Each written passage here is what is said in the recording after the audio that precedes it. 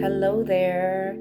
I have some really exciting news. I'm going to be doing a masterclass, and it's specifically about the feminine approach to painting,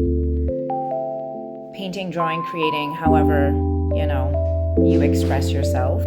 And in this masterclass, we're going to talk about what is the feminine approach to painting, how we can use it in our everyday creative lives, and then share some examples of how this feminine painting process makes you flourish and thrive as an artist. Now, a little bit of background information. I have always been an artist. Like, even before I decided I was an artist, Like, you can ask my mom. I was drawing, painting, coloring on everything, okay? Walls is usually what really annoys her, that I was drawing on the walls. But yeah, and then eventually I was doing murals. So I mean, it was a good transition. It's something she can be happy about, right? Looking back on things and how things turned out. But yes, so as a young person, I went through some things that kind of put me on the path of being an artist.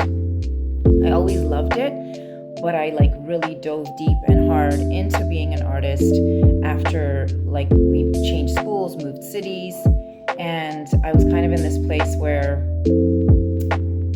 I had a lot of, I guess you could say, anger, and didn't really know how to process it, so I started creating. And then eventually that became my passion, and that just became what I did all the time, whether I was on the bus, whether I was traveling. Some people read books, I was always sketching. And then I started my soul healing journey, okay, so facing all those shadows that we have, right, and trying to figure out myself. And that's when this feminine painting or feminine drawing or feminine creating came to being. So it's not like it's a me thing. This is just, people create using women as models all of the time. I mean, it's nothing new. It's been around for hundreds of years. Venus of Willendorf, right? Hello. But yes, for me, it helped process a lot of things. Now, as a 40-year-old person, I'm okay with verbalizing, right? I have the words to fit the experiences. I've done enough reading. I've done enough healing that I have the words now.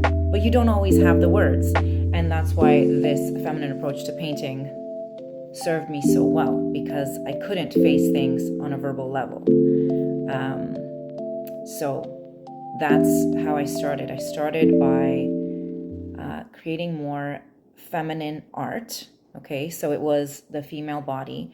It was actually my tarot deck that did it. If I really reflect back, 2015, that's when I started to really deeply connect with the feminine principles within me and be like, oh, wow, okay, I have some work to do. So I did 72 images. That's how many cards there are on a tarot deck. All around the theme of, the feminine, the divine feminine. And obviously with each card, there's a specific meaning in each card too, right? So then it's one more level of in-depth thinking and analyzing and reflecting. And oh my gosh, I'm a Gemini, so I'm that's all up my alley. So I was ready for it too, right? That's the thing with this feminine approach to creativity. You have to be willing to go there, okay?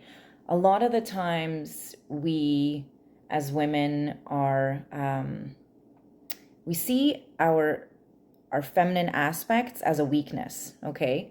And no doubt they are a vulnerability. I'm not going to argue there, but I would not say a weakness, okay? And so a lot of the times we don't want to go there. We don't want to be seen as weak, okay? In so many ways, we already feel that way, right? And I mean, plethora of ways we can feel that way. But so we don't want to voluntarily go down that path, but it is very helpful. And I'm just going to dive right in and just explain why this feminine painting process is so integral to us as women, to us as mothers, as healers.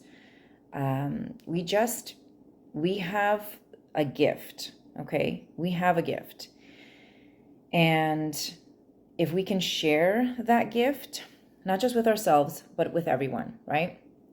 Then we also become teachers, right? So someone else is going to see our journey, see our story, see our growth, and no doubt they will be inspired. So here we go. So the feminine painting process emphasizes intuition, so being connected to our deep inner knowing. And whether or not you think you have intuition or not, or prescribe to it, you can call it instinct, okay, if you don't like the word intuition, right? We all have it. And even more so, I feel like after I had Nina, after I had my daughter, it just like quadrupled. Because now I have me, a living part of me walking outside of me. So this intuitive connection just deepened, right? But yeah, so we are honing in on that deep inner knowing. It's also a collaborative approach. So through dialogue, reflection, and shared creation. Then it's the aspect of being compassionate throughout the process. So you're having empathy, kindness, and using your emotional intelligence while creating. And the best way I can describe it, the most advantageous way that I can describe it, is your critical voice. We all have one. And as artists, sometimes it's loud. Sometimes it's like, be quiet, right? And it's that part of us that is able to be more gentle with ourselves, able to see through the criticism and the judgment and be like, no, I'm not going to listen to it, okay? It is so important because it can full stop your entire creative process if you let that critical voice run the game, run the show, right? So really stepping back and being in your feminine and being more gentle and being more nurturing.